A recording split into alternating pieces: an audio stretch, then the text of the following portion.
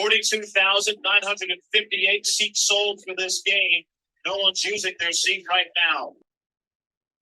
Leslie working from the first base side of the rubber. He was on the mound when the Astros clinched the ALCS, but that sweep gets the Yankees. Mancini playing behind the runner at first. He goes, and the pitch is lifted to right by Castellanos. Long run for Tucker, over toward the line, and foul territory. Makes the catch, and the Houston Astros do it again. 2022 World Series. Woo! Woo! Sorry, but woo!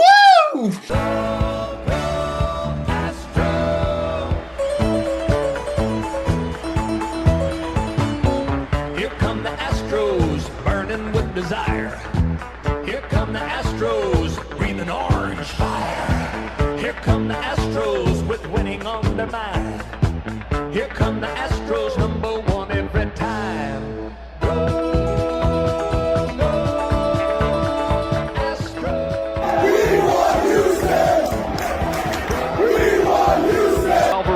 It's a high drive center field. Veerling's back. This game is turned upside down. And the pitch is lifted to right by Castellanos. Long run for Tucker, over toward the line, and foul territory. Makes the catch, and the Houston Astros do it again. 2022 World Series champions. And now, Go Astros. Astros baseball from three guys who've been there since Art Howe had hair. And welcome to Go Astros. I'm your host, James Christopher, and I know what you're thinking. This is supposed to be an episode of Go Astros where we complain about Astros Twitter complaining about the Astros manager and lineups. Well, it's a little bit different episode today because I'm on my way back from Huntsville, Alabama, home of your Rocket City Trash Pandas, and I thought I would share with you a cool episode of Let's Get To that we've repurposed for Go Astros. It's all about my Astros experiences of this World Series era. I'm ranking jerseys, I wear like 8 of them on the show, and I even shot video of the ring ceremony. And we also have some cool guests coming on. We have a Cards fan, we have the coolest Dodgers fan I know, maybe the coolest of all time, and my favorite Yankee fan. And we're all going to be talking about what it was like to win a World Series in our lifetime. It's fun. I think you'll enjoy the conversation back and forth, so hopefully you'll stay with us. And welcome to Let's Get To. I'm your host, James Christopher, and we have a very special chef's kiss of an episode for you today. We're going to do a World Series fan social, and I've invited some of my favorite people, Emily Nyman, Gary Warren, and Alex Euclid, onto the show to talk about what it was like to have their team win a World Series in their lifetime. Now, we had one major rule for the discussion, and that was it was going to be respectful. We were going to respect each other. We were going to respect the teams. It was going to be very Let's Get To, in fact, which meant we weren't going to talk about trash cans or short seasons, and we weren't going to mock the length of time it's taken a team to win a title. If you want to see one-upmanship and piling on, this ain't the episode for you. In fact, this isn't the show for you, so I guess enjoy Barstool. Now, I talk openly and honestly about the Astros and, let's be honest, for the most part, their mediocrity when it's come to the history of baseball, particularly in my life. Now, it's easy to get bogged down on it, but proper perspective must be given. In the last 6 years, the Astros have made the ALCS 6 times. They've won it 4 times. They've won the World Series twice. 10-year-old Jim in '86, after the Astros lost, would still make that deal. 6 years. A lot of ups, a lot of downs, and I thought I would share some of the biggest up and downs in that 6 years, and I will be including clips of the ups because, I don't know, I'm not that comfortable with myself to show the downs yet. Now, there is one caveat. We will not be showing the final play of the 17 or the 22 World Series. I think that one's just a little too easy. So 3 up, 3 down from the previous 6 years. 3 up, 3 down because baseball. And yeah, we're going to be counting down. So down number 3, Andrew Benintendi robs Alex Bregman in the 2018 ALCS. Now, the fact is that series started off great for the Stros. Then a whole lot of weird happened. Altuve's not a home run could have easily made this list. But even still, the Astros could have gotten back on track with a base hit. Instead, Benintendi makes an amazing play and the Astros season's on life support. And even though there was another game to go, it just felt like the wind were out of their sails. So thanks, Andrew. And up number 3, and there were a lot of them in this jersey. We're going to start with Marwin Gonzalez's homer in the 2017 World Series at Dodger Stadium. This was the first moment in the series where I thought to myself, we could win. And yes, I say we. I spent a metric ton on gear, tickets, and a good chunk of my heart and soul on these guys, so it's we. But for the first time, I thought to myself, we can move past the horrors of my childhood, and we can see that there is a glimmer of hope that we might be able to at least win a World Series game, and maybe I can move past the, hey, isn't it neat to be here sort of attitude. Hits one in the air into left center field. Back at the wall. It is gone. Tie game in the 9th. Marwin Gonzalez. And downer moment number 2. The 2019 Astros were the best team in Astros history. And that World Series will forever haunt me as a sports fan. And I'll focus on that a lot because I'm a masochist. So, downer number 2. Because of how grueling the series was, I will say that it has to be the fact that I know how old Juan Soto is. Did you know that he turned 21 on the day of Game 3? Longhorn fans know that Colt McCoy and Jordan Shipley were roommates, and every single time this incredibly talented player did something, we learned that he was young and the future was bright. Well, it turns out the future hasn't been bright, but yes, downer moment number 2 is the fact that I know that Juan Soto turned 21 during Game 3 of the 2019 World Series. And up number 2, we're still in the orange, and this is Bregman driving in Fisher to win Game 5. Honestly, one of the best nights of my life.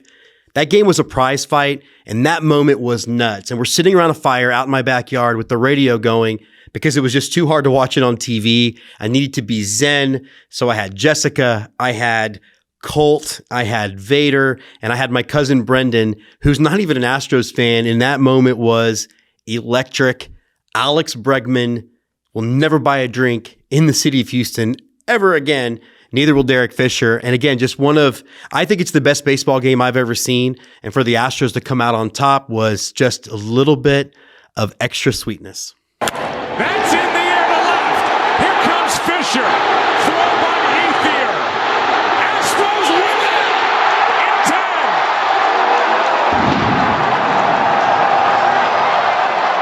10. And downer moment number 1, Howie freaking Kendrick. And yes, it's hard not to use the actual F-bomb, but this is in fact a family-friendly show. That homer off the foul pole that ended up pushing the Astros to a Game 7 loss and making Garrett Cole a representative of himself will forever echo in Astros history as one of the lowest points. That team and all of the promise that it showed throughout the whole season, and the season was over. And I think it goes to show you why baseball is a very different kind of sport, because sometimes the best team doesn't win the World Series in a given season, and the best team of this 6-year run didn't win the World Series in 2019 because baseball be like that sometimes. And moment number 1 happened in this jersey the night the game got turned upside down. The 2022 title was important. Now, the national media will tell you that it was because of the public opinion about the team, and now they get to prove they were legit. Astros Nation knew they were legit, and most of us neither wanted, nor needed, nor cared about the approval of the national media. But for us, it cemented the dynasty.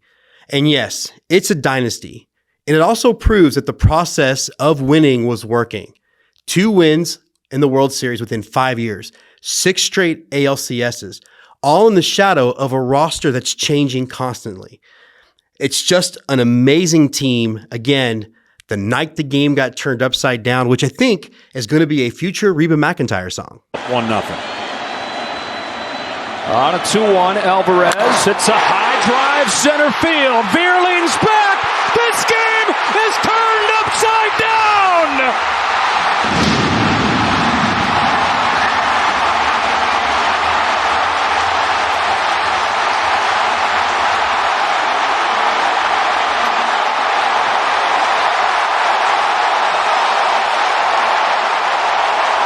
The fact is, I love this team.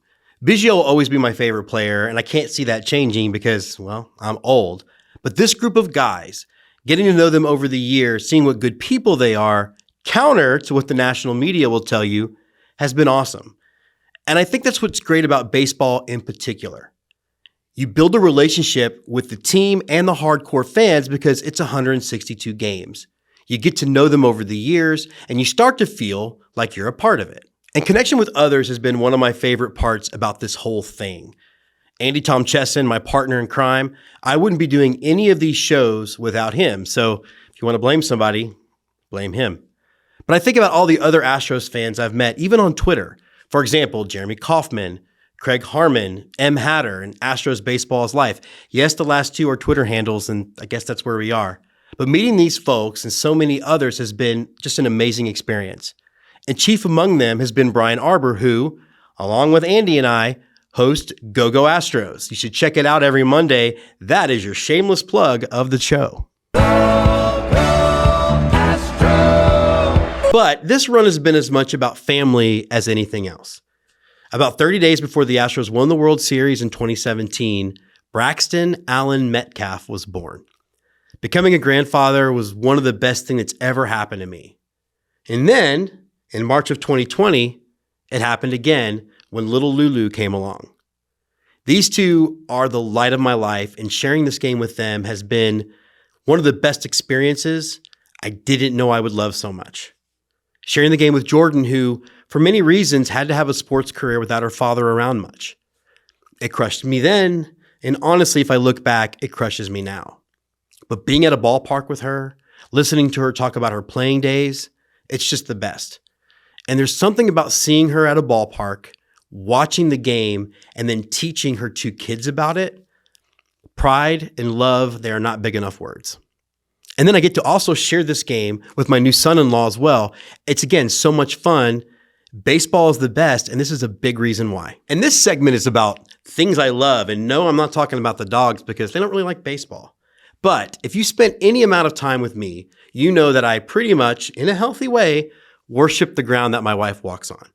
And to be married to someone who loves baseball like she does, someone who is as happy at a ballpark as I am, well, I can't put into words how happy that makes me. It's a lot of happy, but you get it. I am, after all, married to the first lady of minor league baseball, and I am pretty damn lucky. I honestly, again, I don't have the words to explain how much I love her. Love is not a big enough word. I could do a whole podcast about it, but for her sake and for yours, I won't. But we do have a great show coming for you, so stick with us.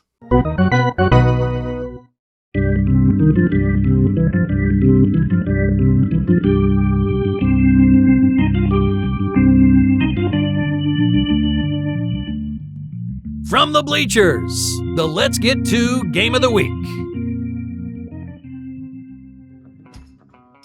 Now, this past weekend, Jessica and I jumped in the car. We took 71 to I-10 to get to the first two Astros games of this 2023 season.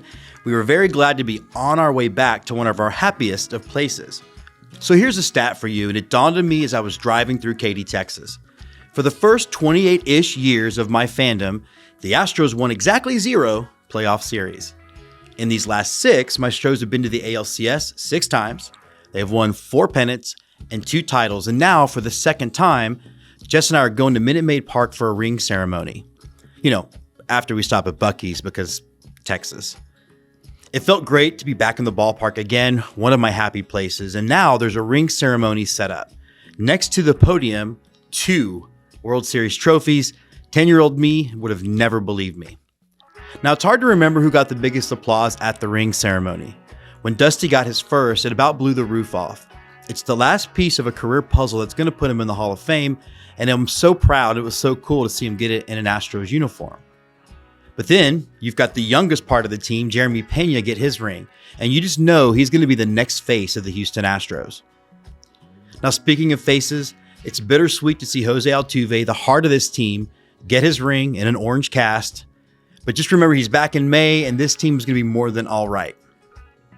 But then the crowd gets turned upside down when Yordan Alvarez walked out to get his ring. I'm not sure I've ever seen a player completely live up to expectations just like he has. And remember, he helped us win in 2017 too.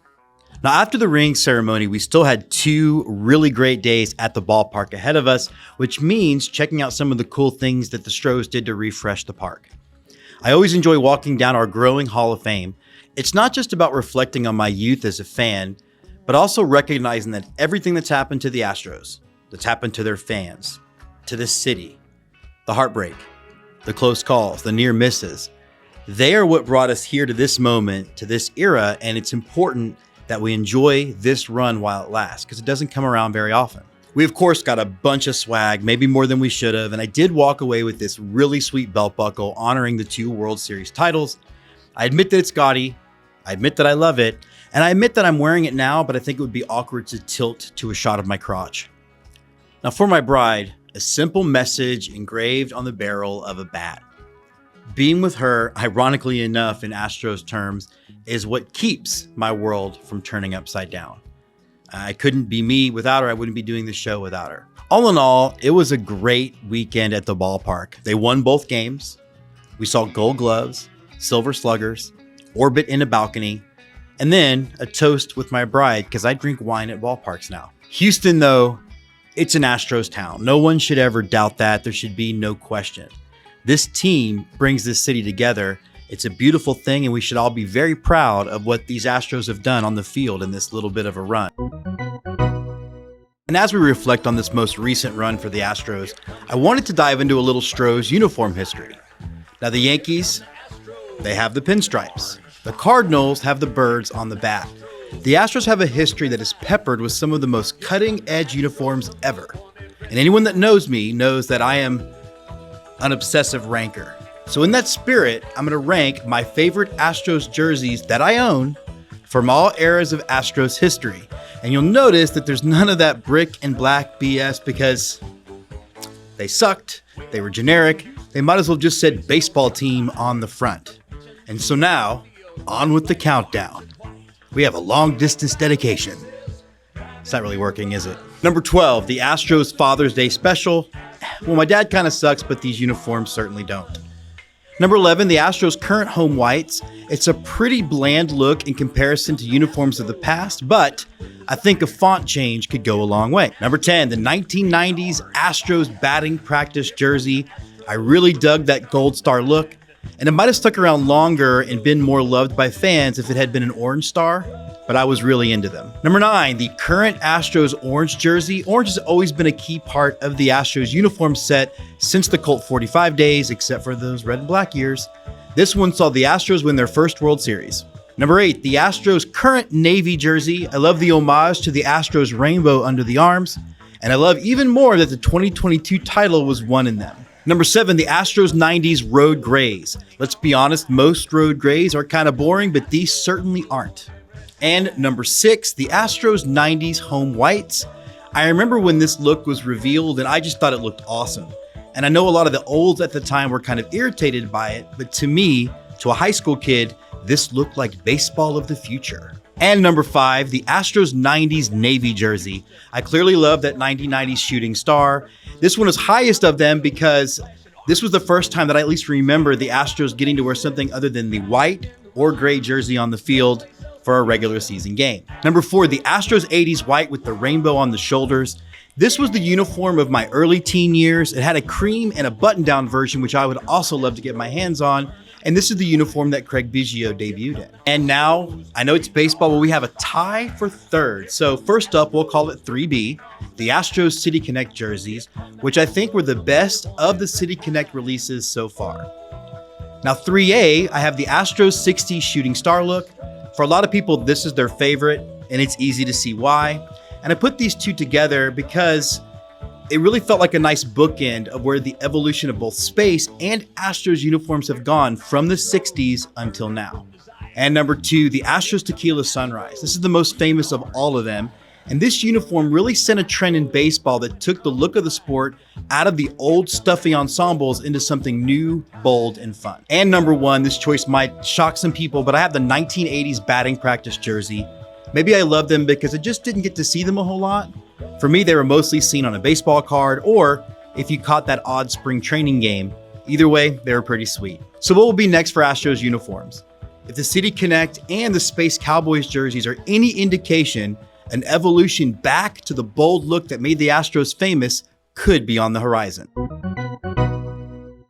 And we are back here for a special segment on Let's Get To. And so for those of you watching and those of you on the segment, this episode's coming out the Tuesday after Jessica and I have been to Minute Maid Park for the ring ceremony and getting to sort of see the banner for the first time. We don't have opening day ticket money. Like, I don't get that kind of money, but I thought it'd be kind of fun to bring some of my very best friends on in baseball who've also kind of had a World Series in their lifetime. And I'm excited to introduce Alex Euclid, who, Alex, I've made you sort of internet famous for. You're the famous guy who sent my grandson stuff after he got booed. Yeah. Which proof that you're a hugely great human being. We have Emily Nyman from the world famous and multi-award winning Breaking Balls pod. Happy to be here. Can't wait. And we have Gary C. Warren, who one of my oldest friends, TV producer. You've seen some of his stuff, such as Dr. Pimple Popper and other things of that stuff. The new one you've got, the whole gold digging thing, that's pretty awesome. Yeah, Bering Sea Gold, airing on Discovery and Discovery Plus. Yeah, there you go. Look, nice little plug. So I think we should just jump right in, and we'll start with Emily on this one. Yankee fan. I get Yankee fans, Emily, because I'm a Cowboys fan. I understand all of the BS that comes with that, but you were definitely experiencing part of when y'all won like 117 World Series in a row. What is your favorite memory from any of the World Series that you were alive that you got to see? I mean, to be honest, like, I didn't grow up in a family like my dad, he went to the Naval Academy, so he's a big Navy fan. Like, but as far as pro sports are concerned, he couldn't really care less about them. So I didn't grow up with that sort of tradition where like, oh, I watched with my dad and I remember this. So I don't really have that many memories of the late 90s teams. I mean, I basically became a Yankees fan because in 1998, when I was like 12 years old, they won 114 games. So I was like, wow, this team is amazing. This is the team that I really love. My brother, who was a Mets fan because they won in 86 when he was 12, he was heartbroken. But besides that run with the Yankees, I'd say, 2009 was really like in high school when I started watching a little bit. So of course, there was nothing but heartbreak there because the run had ended by the time I have like memories of being a fan. Yeah. So then 2009 came around and, I'd have to say in the World Series specifically, it's tough to say. I mean, he was amazing. The entire playoff I'm a huge A-Rod fan, as most people that know me know. And he got a lot of shit over the years for not really coming through in the postseason because unfortunately for him, his best postseason before that was in 2004. And we all know what happened there. So this was like his breakout year in the postseason. He had his first World Series home run. He had a 200 or 300 OPS plus like throughout the entire postseason run. So I was just thrilled for him. And especially because the first, Sports Illustrated article came out like about his PED use in February of 2009. So like, this was sort of like, it was a tough year for him and a tough year to be an A-Rod fan. And I don't want to say it's a tough year to be a Yankee fan because at that point it wasn't tough to be a Yankee fan at all in any respect. So it was really, my memories are mostly of him and his run and just being really happy for him because you know how it is in sports that even though you can have an unbelievable career, if you don't have a championship, even in sports like baseball, where it's tough to, can't do it by yourself. It's like, if you don't have that championship, it's almost like your career isn't as legitimate as some other guys. So getting that ring was really important. Alex, I'm gonna turn it over to you. And before I do want to dispel with what I think is BS. I really hate the fact that it's now become, and honestly, it's a lot of my fan base who like to point out 2020 doesn't count. If any of us would have won 2020, we'd have shit on the wall. We need to put that aside. Like, it was a different year, a weird year, different challenges. And you and I were texting as when the Dodgers won that thing. So just go through some. I mean, you spent a lot of money that night too, buddy. Like, yeah. So, I mean, just to kind of take it back, I remember 2016 losing to the Cubs and the championship series, and then they obviously go on to win the World Series, and that was hard. but it was like, all right, they just broke the curse, like the worst curse ever. So you can kind of clap it up for them a bit. And then 17 comes around, and like you go out and you get Darvish. And for me, and like I know my friend group and my dad, we were like, well, why didn't we get Verlander? And then we end up losing to Verlander. So that was rough. 2017 was hard. That was easily the hardest loss that I think I've dealt with in the playoffs.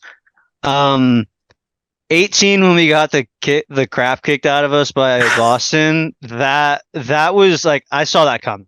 Like that team was so good and just put together to win that year, and they did. I would say the years that have been the hardest besides the 17 loss, like 19. Don't get negative yet. This is your best memory. We're going to get dark here in a minute. Okay. Oh, trust me, I got darkness. Go there as a baseball fan. It's really tough. Yeah. That's how it's a default setting.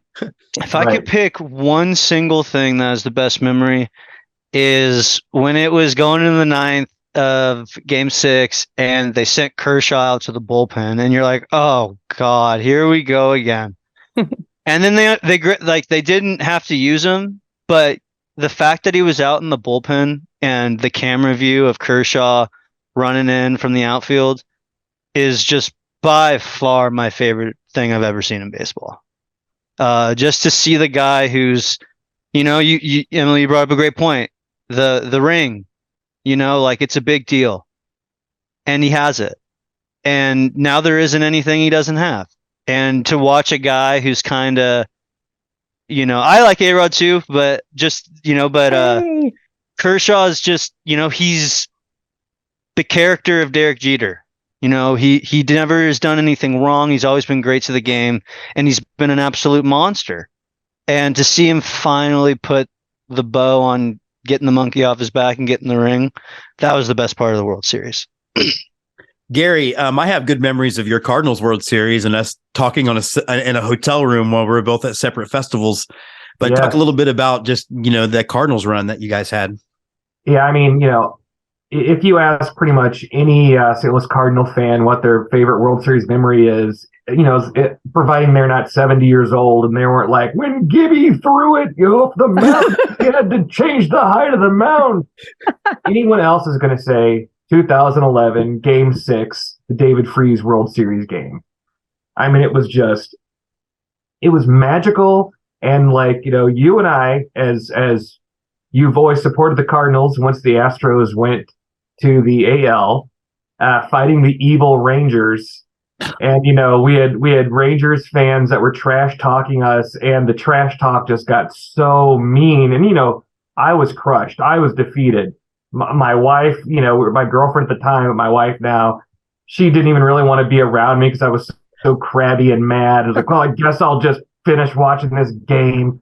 And then, to be that last strike, come back, and then start losing again.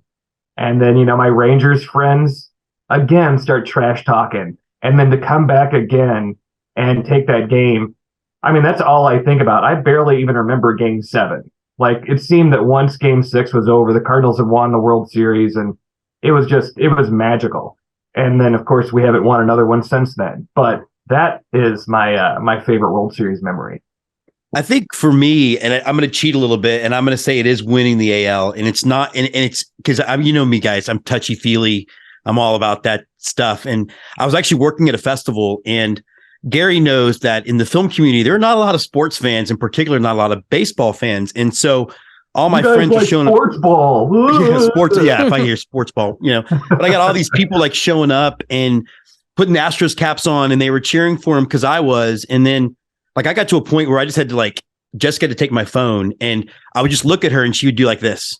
And then at one point I turn around and I'm hammered, and she's like, you're going to the World Series. And then she gives me like a baby making kiss, and I just start crying in the middle of all these filmmakers. So that was it. Yeah. It was, luckily we didn't make a baby because that would have ruined our life. But, all right, well, let's get to the negative stuff. And, I'll actually start with this one because to me, and I know, Emily, we talked about this on Twitter, I think. The 21 World Series, the Astros had no gas when they got to Atlanta. It was It was everything they could do to get there. Losing 19 and the ball off the foul pole will forever haunt me. Forever. What about you, Gary? Do you have any losses that you experienced? I mean, the thing, I was thinking about it today, the getting to the World Series, I'm not really disappointed any. Like, there's no moment. It's always those playoff losses. The playoff losses after the full season, losing a wild card game, losing a playoff game, those are the ones that sting the worst. To really have to think about a World Series memory that just pains me was the 86 World Series with the bum call that maybe not cost the Cardinals the World Series, but certainly for anything to be on a negative officiating call in any sport just always takes the wind out of the sails. And but I mean, the fact that I have to go back in almost 40 years, good Lord, to have Easy does it. I was born in 86, so let's not push the 40 part of that, okay? Let's be a little bit more accurate next time. Yeah, please. It's 37, and that's it. Thank you. But yeah, I mean, ultimately, it's getting to the World Series. It sucks to lose it, but once your team's there, you can at least, brag over everyone in your league and still be better than them. Well, to your point, I don't have any memories of the Astros 2005 World Series. I was still celebrating we were there, and that thing was over. Like, oh, really? I have no recollection. I was mad I had to watch the ugly uniforms, but other than that, Emily, how about you? Yeah, I feel the same way, and it's honestly, it's an uphill battle to feel that way as a Yankees fan, because so many have such like if you don't win the World Series, then the season is an utter failure. Like, I spend way too much of my time watching games and enjoying it, that it's not something for me that I could say, okay, now that I know the season's over and the outcome, now I know that season sucked. Like, I enjoy every season for the most part. I mean, the second half of last year was pretty painful. 2021, like, each one has its little painful moments or months, but I love the sport so much that, like you said, getting to the World Series, it's gravy, and especially now that I feel like there are adult Yankee fans that don't really have any real memories of the Yankees being in a World Series because they haven't been back since 2009. So I think that's what I want. Beating the Astros and winning the AL is what I want at this point. Obviously, World Series would be great, but it's a series, they have just as much of a chance of losing a series as they do at winning, especially at that point. So, like, I just want to win the AL and get past the Astros because I'm very, very tired. Sorry, Jim, of losing to them. I mean, it's horrible. I hate it. It's horrible. It's okay. What about you, Alex? I know you already started down this morose path. Yeah. You go for it. I mean, the most frustrating part about the Dodgers is just like you win one, and then in 21 and 22, you're, in my opinion, just by far the best teams in the game. And, they go out and they prove it by record. And then it takes, how you said it took everything out of the Astros to beat the Yankees when they had to go play against the Braves in the World Series. Well, it took everything out of the Dodgers to beat the freaking Giants. Red Sox. But okay. Yeah. But it took everything out of the Dodgers to beat the Giants in 21, and they got smacked by the Braves. And then 22, that for me, I've never been more upset with the team. It's I think it's just like a complete lack of character. The team's just so vanilla. They didn't have an identity, and like it was just a bunch of talented guys. You go out and you just dominate the Padres all year, and then you just get dominated. And like you have guys that don't show up. Trey Turner, just walks, goes to Philly, and you look at the team coming into this year, and you're like, we're the sixth best team in the National League. So losing last year when there was just no reason why that should have happened, that's the most painful. And the World Series stuff, I mean, obviously 2017 Game 5 is just like, that's not a real fun one to think about. But yeah, I mean, I'd say losing before the World Series is way worse. Yeah, I agree. And I was thinking about like what you said, Emily, too. Like for people like us, like we should get rings, frankly. Like it's a grind. I Like agree. it's 162. It's me sneaking a phone into the movie theater so I can at least do like this when I can look down and see how it's going. Yeah, it's a grind. And I was thinking about like, obviously the Astros have a colored reputation, and I'm not at all embarrassed by 17, especially as more information sort of keeps coming out. I am embarrassed by like the Osuna thing and all that stuff, but all that put aside, because I don't really want wife beaters on my team in any way, shape, or form. Call me crazy, but if I'm going to spend 162 with these guys, I'd like them to be guys I kind of like as human beings. Yeah, I think all that being said, we all bleed and I think it's harder to be a baseball fan than a football fan, right? Like I think it's easy to rationalize like having an all, like you said, Emily, like an all or nothing opinion. It's easier to rationalize for football. Right.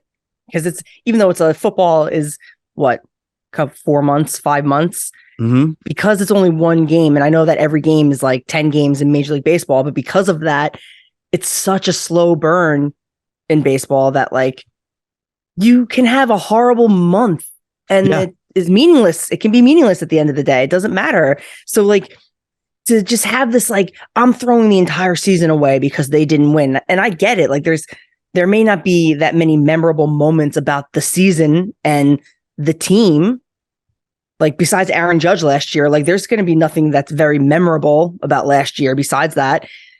But like, it still is something that I still look forward to the next season. And if last year was such a failure, the way that people put it, I don't know about them, but like I wouldn't then look forward to the next season. Like that doesn't like click in my head. Like, you know what I mean? If I had that bad of a time, why the fuck would I then want to watch it again? So like I think people, you know how it is. People just need to be critical and super critical, like they're like, Newt Rockney or something. Like I got to be really hard on this team because that shows I'm a really smart fan. And it's just like, all right, we get it. Like just chill out, all right? Stop spending your free time doing this.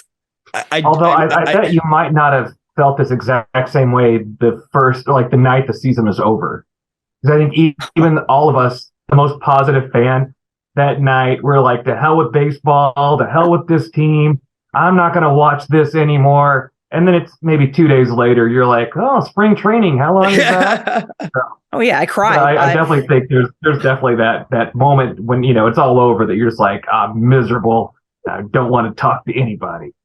I think I literally cried during Game 3 of the ALCS. I'm not gonna lie. I was sitting there, my fiance's next to me, and I was just like, "Oh, I can't take this." And I just because she and I message a lot, and I want to be like, "Are you okay? Like, I'm really sorry." I mean, but I don't know, like, how soon is too soon. I don't know, because I'm in this touchy feely thing where, hey, I'll be happy my friends won. Oh, isn't that nice? Alex, you had something you wanted to add? Yeah, I think the hardest part about when a season ends is when you don't know what the team's going to look like next year. Like this year for the Dodgers, like Trey Turner's gone.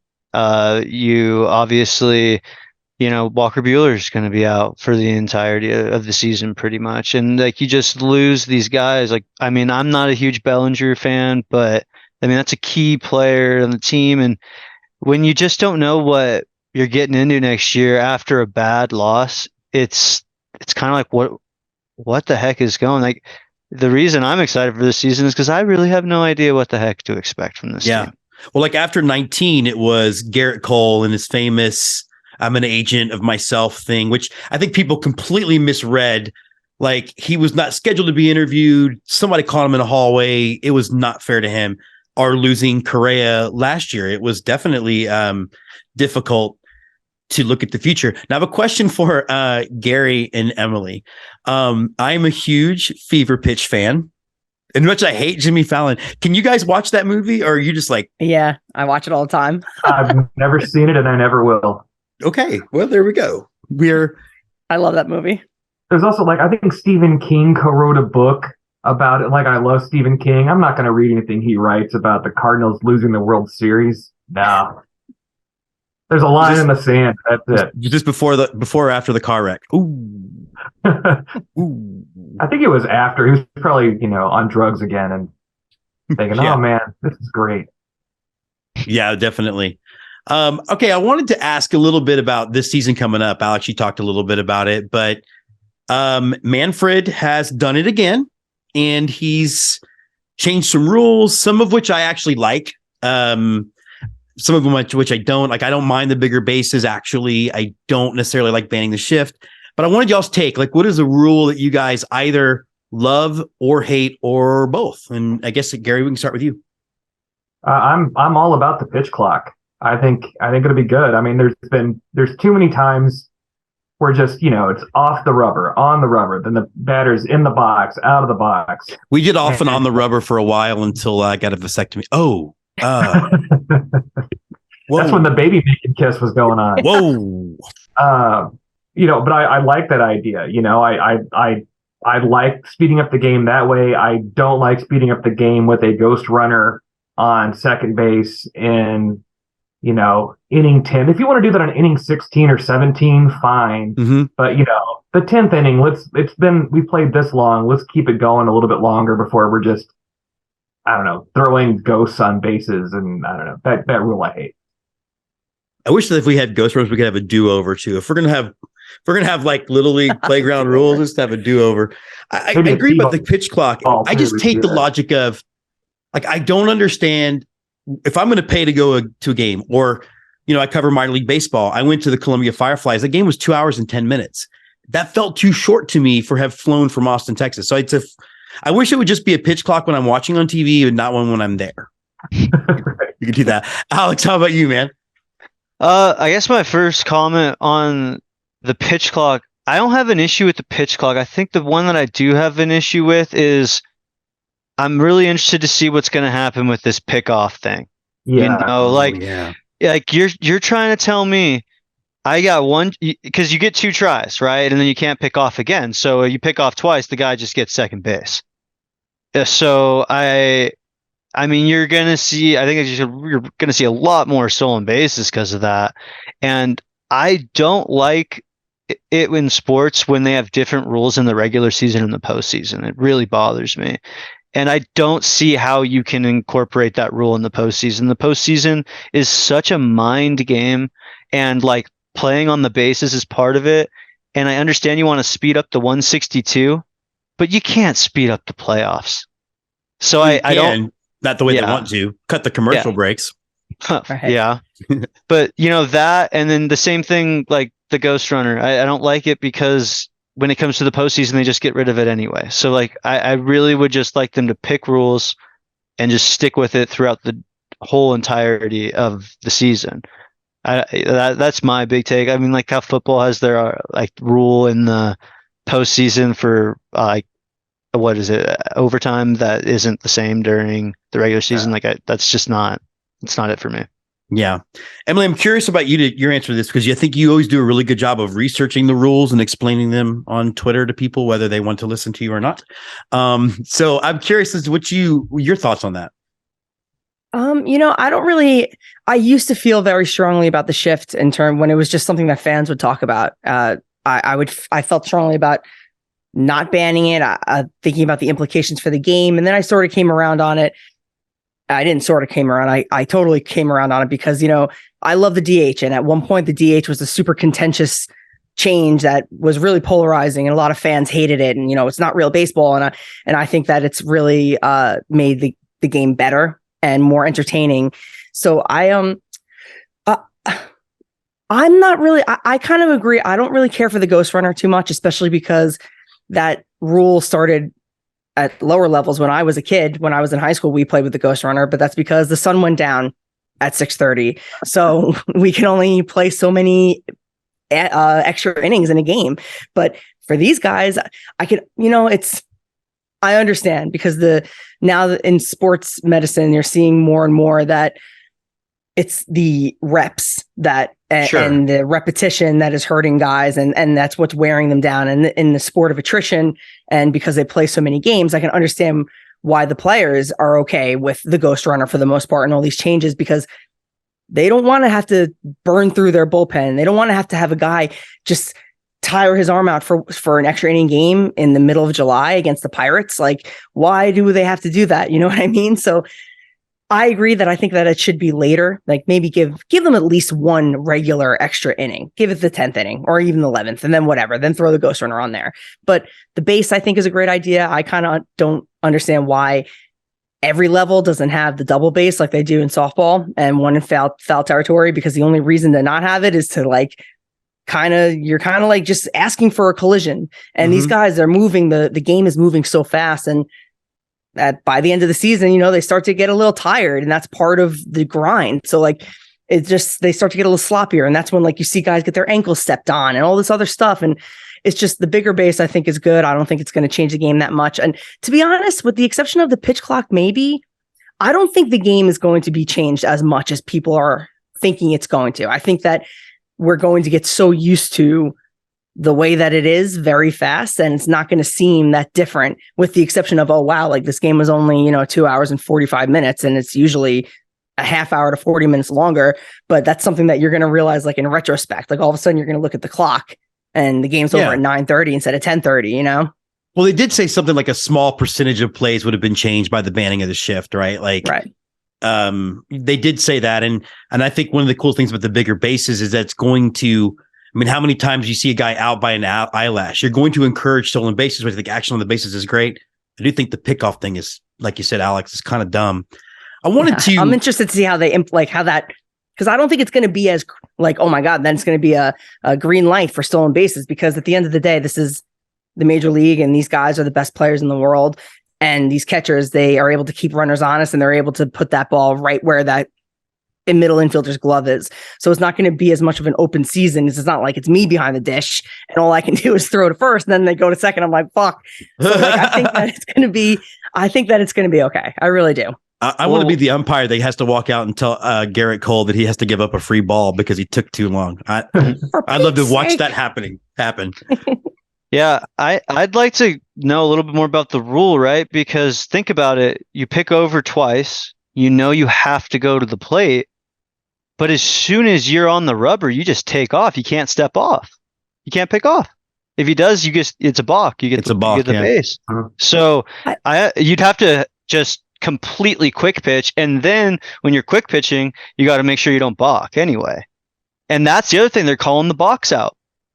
And I got a question for you, Jim. I mean, what do you think is going to happen with Rockabye Baby over there? If you listen to Go Astros, you know that me and Andy Tom Chesson hate watching that guy pitch. Throw the fucking ball, man. I hate that shit too. Look, and he's good, and I like, but I can't do it sometimes. I can't. Yeah.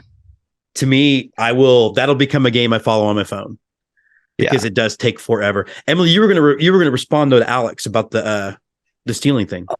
I think that that the pitch clock is going to, it's like a domino effect, that as far as like the pitcher's timing to home plate is now going to be different. That if they didn't have the pitch clock and they were just doing you can only throw over twice, I think that would pose a problem, because you'd have guys that are still in the routine of trying to control the game and control the time, where now they're more focused. Okay, I have to get this pitch off. So they're going to have to get the pitch off fast anyway, and they're going to have to get used to that. So I think that's why those rules are being implemented basically at the same time, because the ability to like manage one, you can then manage the other, and it won't be as much of like, oh God, I usually slow pitch on this count, or I don't think it's really I think that they're going to help each other in that regard. I think it's going to really boost the offense. Like the pitcher not being able to be in the rhythms that they're used to. Like I asked the Luis Garcia question. Don't get me wrong, it's annoying, but he's good. So it's like, I think you're going to see. The at least he stays healthy, Lance McCullers. I think I'm not even joking. I think we're probably going to see a guy hit 350 plus this year. I really do. That'll be interesting, for sure. Gary, you have any thoughts on that before I go to we have two more questions, one of which is an existential question. just to bring up Emily's point about the DH, I was one of the people staunch against the DH. There's the entire game between the managers and pinch hitting and everything. And then we get Albert Pujols as a DH hitting 700 home runs, and now I suddenly love the DH. So I think that, all these rules that some of us might be against or something, I think we can easily forgive them when it leads to something magical happening. Well, and to your point, there was your dad was upset about rules they changed that are now just commonplace to you. I mean, right. That is the thing, is it's a game so rooted in the past that sometimes it becomes problematic when discussing it. My kind of existential question on our Yell Fight Suey show, which is a show about college sports with an Aggie, a Longhorn, and a Razorback, we talked about how toxic online fandom has become, and there's no end to an argument, right? Like, again, Emily, Cowboys fan. So if you're somebody who's never won a World Series, I don't care that mine was 30 years ago. Or Super Bowl, excuse me, it's still better than your none years ago. So is it just, should I lighten up, or am I watching the decay of American society in front of me? Yeah, I think you are. Okay. Not just in sports, in politics, in movie fans, and everything. Like, the online discourse is just the rudest people who are perfect at everything, and they could have thrown that guy out at second if they'd had the shot. And just, you want to be able to interact with people online, on Twitter and things like that, with other fans, but it's just so disgusting that it's hard to do it and have fun. Yeah, Emily, I know, like, for example, the woman who played Rose in episode 8, left social media because of insecure white people. Emily? Yeah, I think that I'm someone who loves a good debate and loves to argue. And when I first started using Twitter, I had a moment where I realized I was like, okay, I'm taking all of this way too seriously. I'm getting upset, and then I'm taking this person really seriously, and their name is Astros dude 82525, and it's why am I getting so upset by this? So once I told myself to just chill, once I just told myself to chill out, and it's really I don't care.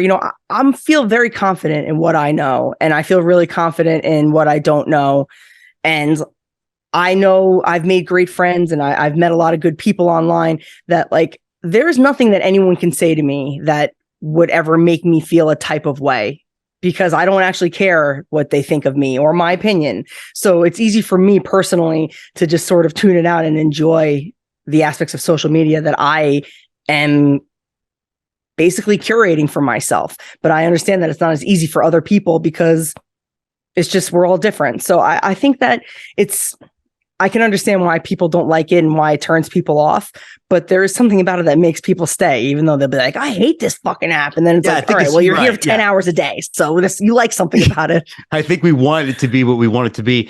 Alex, the way I roll, I'm remember at Jay and Silent Bob Strike Back, when they used all the money they paid to go find everybody that left them a bad review online? That's this guy. Yeah, are you? That's this guy. Alex, what do you think? I mean, I love baseball. Don't get me wrong. The Dodgers are my team. It's not even close. But I'm so fascinated by just other people's opinions on players. That's usually my biggest thing. I like opinions on teams, but I think that's a little bit more. Yeah, there's some argument there, but the record's the record. The person who won's the person who won. So how can you really get into the weeds of that? But I'm a huge person who likes to talk with fans and compare players of the past, and players on other teams, and who we think's better and why, and what's the justification. And I like looking into players and finding out things that you didn't know, things like that. So I think Twitter's great for that, and it does get a little nasty sometimes, for sure, and it's pretty brutal, but people like to fan different ways. Some people like to be super negative, some people like to be aggressively positive. And I don't think it's fair for anybody to really tell anybody how to be a fan. No, I think that's fair, and I think part of it too is I like Gary, we've known each other a long time. I like to have a good, hearty discussion. I just like the idea that there could be some sort of resolution to said discussion. And I'm thinking about like, this whole winning these World Series and then the whole scandals that have popped up have really revealed the underbelly of my own fan base. And I get way more embarrassed by these guys. I'm watching one. I'm looking at one right now. I'm trying my best not to out on this show. But Gary, what do you think, man? Yeah, I mean, it's, I wish there was some sort of IQ test for a social media or something, or you have to answer some questions because, anytime you can kind of discuss stuff with real fans, and even if they're, a Cubs fan, I can have a great discourse with a Cubs fan about things as long as there's that, mutual respect and people like the game. But then when you're on there and it's just like people just being stupid and their arguments make no sense, and then they're like, well, fuck you. I look at your profile. Is that what your dog looks like? I don't know, man. I was just trying to figure out who had a better season, So if we could have some sort of higher class social media, I would be super happy as long as I'm smart enough to be invited. Yes. I like the fact that you all have rivals too, like the Red Sox and the Giants and the Cubs. We don't really have one. And as much as I'm trying to make the Arlington Rangers a thing, it's not catching on like I'd hoped. I did tell somebody that I actually like the Taliban more than I like the Rangers because at least the Taliban have a point of view, but that's just me. But you know what? They were rude during the hurricane. All right. Last question. We are at the precipice of a new season, all possibilities. We're going to begin with Gary, then we're going to go Alex, and we're going to go Emily. What is your sort of gut feeling about your season, Gary? The Cardinals ownership have made it plain that they build a team to make to the playoffs and then roll the dice and hope they can go far. So I think the team is going to win the division, and maybe even they can get a bye. But then I don't see them going further than that. But, fingers crossed, things can happen. But I think it may be another year of playoffs and nothing else. Alex?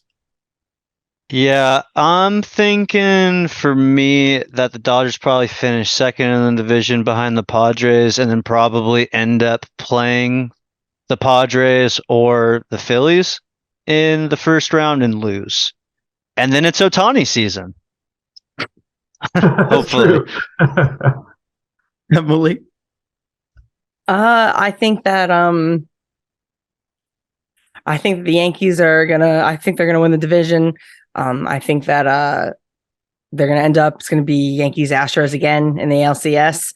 And I'm feeling a lot more hopeful than I was last year. People, the team is largely the same, but they didn't have to make that many changes as much as people don't want to admit that. I mean, they made it to the ALCS at the end of the day, and they won them, I think, 98, 99 games or something like that. So signing Rodon, obviously locking up Judge was huge, but signing Rodon, I think, was like the biggest key signing. They needed another guy like that in the rotation. And we'll see how I want to say they're going to the World Series this year. Sorry, Jim. I'm saying it. I'm really feeling it this year. I think that things are going to fall into place. I think that there's going to be a lot of pressure off Cole in that regard, that it's not just him and then hoping that Nestor is that guy again, hoping for magic. So I'm feeling pretty positive about this year. All right. That does wrap up you guys being on the show. Can I just, first of all, thank all of you guys, first of all, for being a big part of my baseball fandom, but also taking some time in being on the show. Hey, thanks for having me. Yeah, thanks for having me. Awesome. All righty. Thanks, guys. And so that does wrap up this hybrid episode of Go Astros and Let's Get To. We're going to be back next Monday with Brian and Andy monitoring how crazy Astros Twitter is getting over rest days in April and why no one's thrown a complete game yet. Seriously, I love our team. I love our fans. We just need to chill out, guys. It's April. It's a marathon, not a sprint. So kick back, enjoy the season. Don't look at the standings until June, and go Stros.